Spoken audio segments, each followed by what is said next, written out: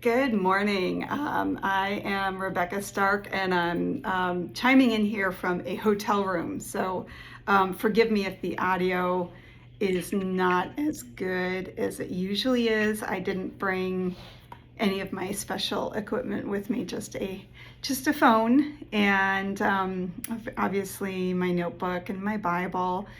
And me. So you get me. And if you're curious, I'm coming to you from DC, Washington DC, where my family was able to attend the Memorial Day parade yesterday, which was pretty amazing. It's pretty spectacular. It's 2026.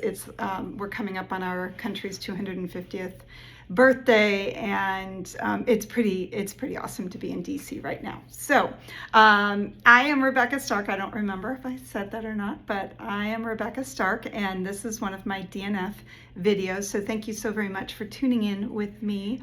And we're just going to dive right into our verse today. So we're in the New Testament, and our book is Second Peter, the second book of Peter, chapter 1, verse 3. And our verse says, "By his divine power, God has given us everything we need for living a godly life. We have received all of this by coming to know him, the one who called us to himself by means of his marvelous glory and excellence." So again, these are, when I pull these verses up, I'm a little loosey-goosey with them sometimes, and I don't always choose something that explicitly states "do not fear." I kind of like to play around, and I like to look and see, and I'm just doing a quick little scan through I've done 1 Peter 5:7, but I don't think I've done any other 2 Peter. But what I like to do is I like to find verses that suggest "do not fear" more than outright state. I mean, I will. If a verse says "do not fear," I'll share that with you and say, hey, this one outright, it just says "do not fear." But some of them, the Bible sometimes uses more of a implied statement of "do not fear." And I think this verse definitely implies the "do not fear." So I don't know about you, but when I hear, by his divine power, God has given us everything we need. So if God is giving me everything I need, there's nothing I need. My needs are met. And I don't know about you, but most of my fears are around, are my needs going to be met? Do I have everything I need? So I'm just going to point out a little caveat, right, that comes in here. So by his divine power, God has given us everything we need for living a godly life.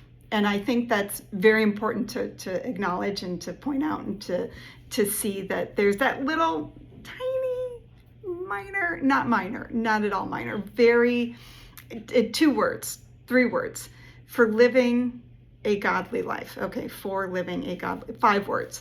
God has given us everything we need for living a godly life. So let me just use a little bit of analogy, if I can, or a comparison. So my husband and I are married. We've been married for 20 years. We've been married for 18 years. In June, we'll be celebrating 20 years together, as in from when we started dating. The 20th anniversary of our first date is coming up. And when we were doing our marriage preparation, our church sent us to Weekend to Remember. We weren't able to go to the church to do their marriage preparation class, so they said, well, in lieu of that, you can go and you can do a Weekend to Remember. And it was just a weekend away. It was in Estes Park. We were living in Denver, so Estes Park was not a far trip for us. And it was cute. We went in as an engaged couple. So as an engaged couple, they I don't remember if they required that we sleep in separate rooms because we were engaged, or if it was just like, okay, you can you can share a room, but you just need to have separate beds. So, but anyways, we were an engaged couple, and so they couldn't have all the conversations with us because we weren't married yet. But one of the points that we took away, something that we took away and we carried into our marriage, was Weekend to Remember. They taught us. They said, listen, as a couple, you need to agree that divorce is not an option. So that was something we walked into our marriage saying to each other, divorce is not an option. So when you say divorce is not an option, there's a little underlying unspoken statement. And that is, if I'm agreeing that divorce is not an option and I am saying that divorce is not an option, then that means I am not going to behave in a manner that would make divorce necessary. So I don't have flirtatious relationships with other men. I don't do things that would be that would just go against the agreements that we've made in sharing and living our lives together. And same thing for him. He agrees that I'm not out there cavorting with other women. In fact, he's got an agreement with me of if he has to meet with a woman, or he's agreed outright, like, I won't travel alone with another woman. That's just part of our marriage. So we agree, we both agree divorce is not an option, but that also means we both agree that we're not engaging in behavior that would potentially make divorce an option for either of us. So in this, God is giving us everything we need for living a godly life. So God's not going to give you $1 million.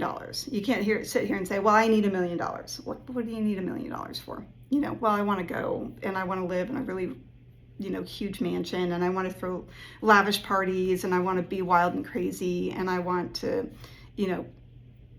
do whatever I want to do. And it's like, no, that's not what this is saying here. We get everything we need for living a godly life. So I'm looking to honor God in my life. We actually had a very fun little conversation while we were in DC. We stopped off at the Bible Museum. We haven't seen a lot of the Bible Museum, but we were there for an event, and we were just there because I'd left my water bottle and we were trying to pick it up, and the gentleman who was working the coat check was trying to help us and trying to locate this missing water bottle. It's a water bottle, it's not a big deal, but he was really sweet. He turned to my son and he said, I don't feel like pastors are teaching the importance of faith without works. So it's good to have faith. It's important to believe in God, but it's also important to go out there and start living in a way that means that you believe in God and that you're faithful, and you're looking to do things to assist God in his mission in the world, and really just being good and being nice and being kind and just doing things for other people that maybe they wouldn't expect. He was talking about the importance of, you go out and you mow a lawn, right? If somebody's having trouble keeping their lawn mowed, maybe they're like, they're unable to get out and push the lawnmower. You go out and you push the lawn mower and you help somebody out. You pick up trash. You hold doors open for other people. You just try and find ways to help people. You serve, go serve at a food shelf, go serve in a thrift store. That's one of the things I do. Just find ways to go out and to be of service. And that's important. So I thought that was interesting. So what does it mean to live a godly life? Well, you don't go against God. And in the New Testament, Jesus distilled the 10 commandments down for us. And he said, listen, what is it that we need to do? Well, love the Lord your God and love others as you love yourself. So that's it. So love God, show that you love God in all that you do, appreciate God's beauty. Thank God for the many blessings you have in your life, and love others. Do what you can to really make the world a better place with you in it than maybe a worse place because you're in it. So it's not, this is not a quick and easy question, but it's something to ponder and something to sit with, and something I encourage you to continue to look at on your own. So by his divine power, God has given us everything we need for living a godly life. So God's giving us everything we need. What do we have to fear? We have received all of this by coming to know him, the one who called us himself by means of his marvelous glory and excellence.